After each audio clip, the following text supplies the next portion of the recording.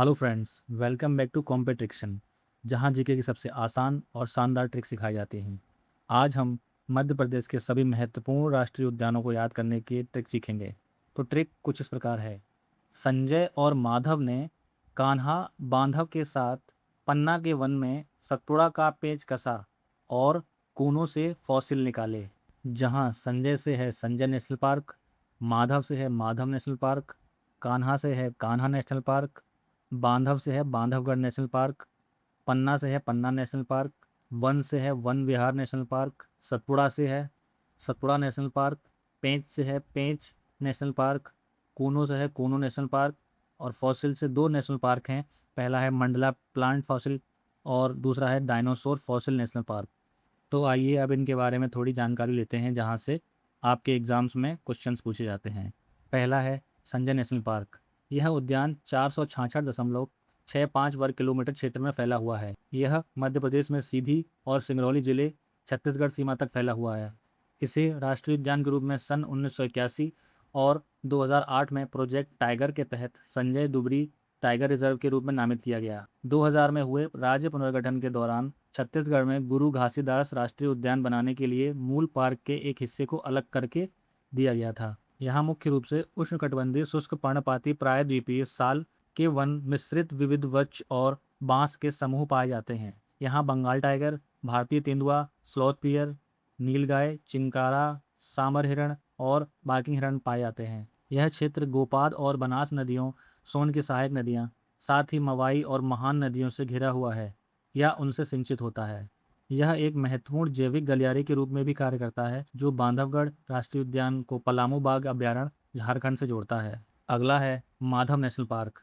यह पार्क मध्य प्रदेश के शिवपुरी जिले में स्थित है। यह रणथंभौर राजस्थान और कूनो मध्य प्रदेश को जोड़ने वाले एक पारिस्थितिक गलियारे के रूप में भी कार्य करता है। हालांकि यह पार्क राजस्थान के साथ साझा नहीं है। इसे 9 मार्च 2025 को आविष्कारिक तौर पर भारत के 58वें और मध्य प्रदेश के 9वें बाघ अभयारण्य के रूप में अधिसूचित किया गया। इसे 1956 में वन्यजीव अभयारण्य के रूप में तथा 1958 में इसे राष्ट्रीय उद्यान का दर्जा दिया गया। पार्क के भीतर स्थित एक प्रमुख झील को अंतर्राष्ट्रीय महत्व के रामसर स्थल के रूप में नामित किया गया है, जो दलदली मगरमच्छों की समृद्ध आबादी और घोंसला बनाने वाले जल पक्षियों के लिए प्रसिद्ध है, जिसे सांख्य सागर झील नाम से जाना जाता है। इसके अलावा माधव सागर झील भी है। इस पार्क की सीमाओं के भीतर एक अन्य प्रमुख जल निकाय, इसे रामसर स्थल के रूप में नामित नहीं किया गया है। अगला है कान्हा राष्ट्रीय उद्यान। मध्य प्रदेश के मंडला और बालाघाट जिलों में स्थित 1955 में राष्ट्रीय उद्यान के रूप में स्थापित और 1973 में प्रोजेक्ट टाइगर के तहत बाघ अभयारण्य घोषित, यह राज्य का सबसे बड़ा राष्ट्रीय उद्यान है और हार्ड ग्राउंड बारहसिंघा को विलुप्त होने से बचाने के लिए प्रसिद्ध है। इसी पार्क से बंजर और हलोन नदियाँ इस अभयारण्य से होकर गुजरती हैं और घाटी प्रणालियों का निर्माण करती हैं। यहाँ के सुंदर दृश्यों को देखकर रुडयार्ड किपलिंग ने क्लासिक उपन्यास द जंगल बुक लिखा था। यहाँ ऐतिहासिक रूप से गोंड और बैगा जनजातियाँ भी निवास करती हैं। भूर सिंह बारहसिंगा, जो कि दलदली क्षेत्र का एक हिरण है, भारत के पहले आधिकारिक बाघ अभयारण्य का शुभंकर है। अगला है बांधवगढ़ राष्ट्रीय उद्यान। यह मध्य प्रदेश के उमरिया जिले में विंध्य पर्वतमाला पर स्थित एक प्रमुख संरक्षित क्षेत्र है। इसे 1968 में राष्ट्रीय उद्यान और 1993 में टाइगर रिजर्व घोषित किया गया था, जो बंगाल टाइगर के उच्च घनत्व और ऐतिहासिक बांधवगढ़ किले के लिए प्रसिद्ध है। इसका कुल कोर क्षेत्र लगभग 105 वर्ग किलोमीटर और कुल टाइगर रिजर्व क्षेत्र 1500 वर्ग किलोमीटर से अधिक है। चरण गंगा नदी यहाँ से बहती है और पार्क के भीतर कई छोटी नदियों के साथ सोन नदी में जाके मिल जाती है।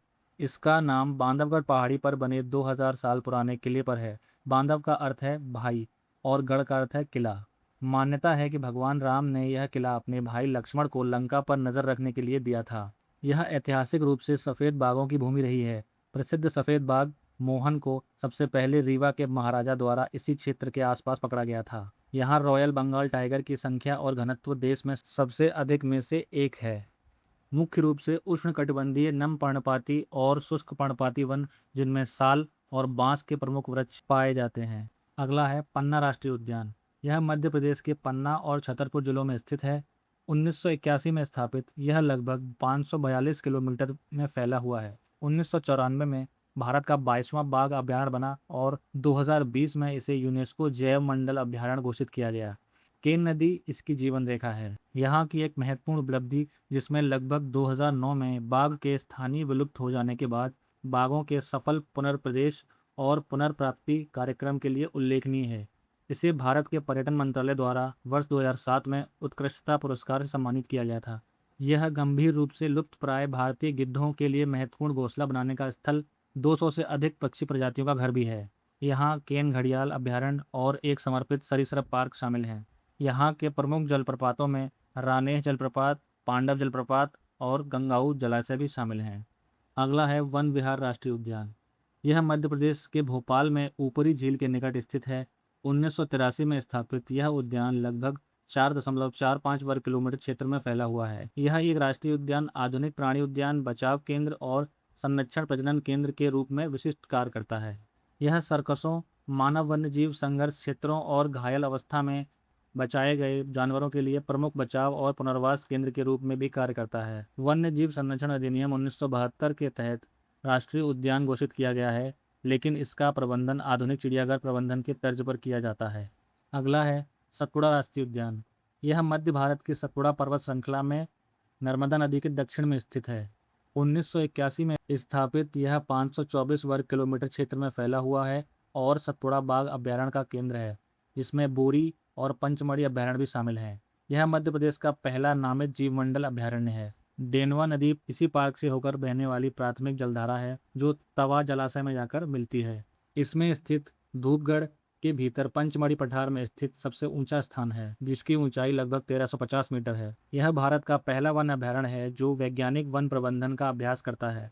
इसमें 300 से अधिक पक्षी प्रजातियां, जिसमें मालाबार पाइड, हॉर्नबिल, पैराडाइज फ्लाईकेचर और शीतकालीन प्रवासी जल पक्षी शामिल हैं, तथा इसमें 50 से अधिक प्रागैतिहासिक चट्टानी आश्रय स्थल शामिल हैं, जिनमें 1500 से 10,000 वर्ष पुराने प्राचीन गुफा चित्र हैं, जो वन्य जीवों और शिकार के दृश्यों को दर्शाते हैं।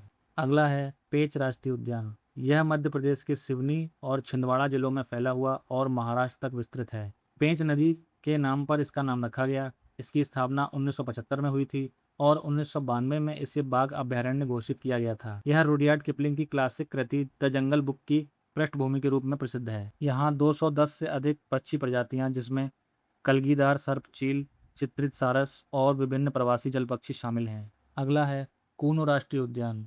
यह मध्य प्रदेश के श्योपुर और मोरेना जिलों में विंध्यन पहाड़ियों के बीच स्थित है। 1981 में एक वन्यजीव अभयारण्य के रूप में स्थापित और 2018 में इसे राष्ट्रीय उद्यान के रूप में उन्नत किया गया। इसने प्रोजेक्ट चीता के प्रमुख स्थल के रूप में भी वैश्विक ख्याति प्राप्त की है। कूनो नदी, जो चंबल नदी की एक प्रमुख सहायक नदी है, इसी पार्क के ठीक बीच से होकर बहती है।